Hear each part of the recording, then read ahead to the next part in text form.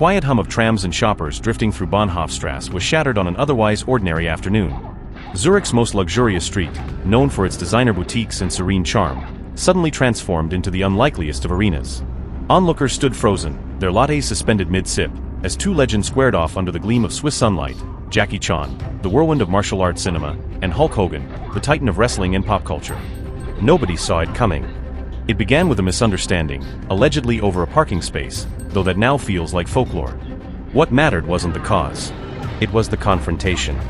Two worlds collided, East versus West, speed versus strength, agility versus brute force.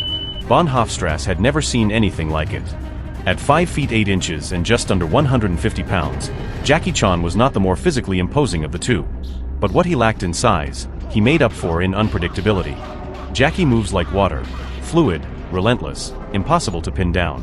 Trained in Peking opera since childhood, his mastery of martial arts blends performance with pain. He doesn't just fight, he dances destruction. His greatest strength lies in versatility. Jackie can weaponize anything: umbrellas, ladders, even a designer shopping bag from Louis Vuitton, which he did to great effect during the scuffle. And then there's his stamina. The man performs his own stunts, has broken nearly every bone in his body, and somehow keeps coming. Pain only seems to sharpen his focus. But Jackie isn't invincible. His fighting style relies on movement, improvisation, and the environment. In wide open spaces, against slower opponents, he's a phantom. But put him in a corner or against someone who can absorb punishment and keep charging. That's where it gets dangerous. Standing 6 feet 7 inches and weighing 300 pounds of pure muscle and Americana, Hulk Hogan is more mountain than man. Known for his signature moves, the atomic leg drop, the big boot, the earth-shaking scoop slams, he spent decades defining what it means to be a wrestling icon. You don't just fight Hogan, you survive him. His strengths are obvious: power, presence, and intimidation. A single swing from those massive arms could end most fights before they begin. His grip is vice-like, and when he lands a hold, escape is almost impossible. The crowd in Bahnhofstrasse could feel the tremors in the cobblestone when he stomped forward. But Hulk is a creature of rhythm, of the ring. His choreography is clean, dramatic, and devastating in controlled settings. In a real street fight, especially one with a nimble opponent, those same rehearsed movements can leave openings.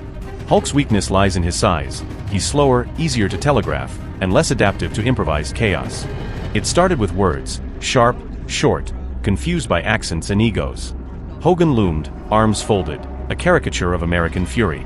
Jackie tilted his head, smiled a mischievous smile, and bowed slightly, a gesture that seemed to insult more than respect. The crowd hushed. And then, it happened. Hogan lunged first, his massive hand swinging like a wrecking ball. Jackie ducked, rolled, and disappeared behind a mail stand. A moment later, he emerged, springing off the side of a tram, flipping through the air like a pinwheel of fury. A double kick to Hogan's chest sent him staggering back into a Cartier window. But Hogan wasn't fazed. He bellowed, flexed, and charged again, this time grabbing Jackie midair. The slam echoed across the street, sending shivers through spectators. For a moment, it looked like it might be over. Jackie lay still, winded. But then he moved. Grabbing a bicycle wheel, he spun up like a top and launched himself at Hogan's knees. The big man buckled.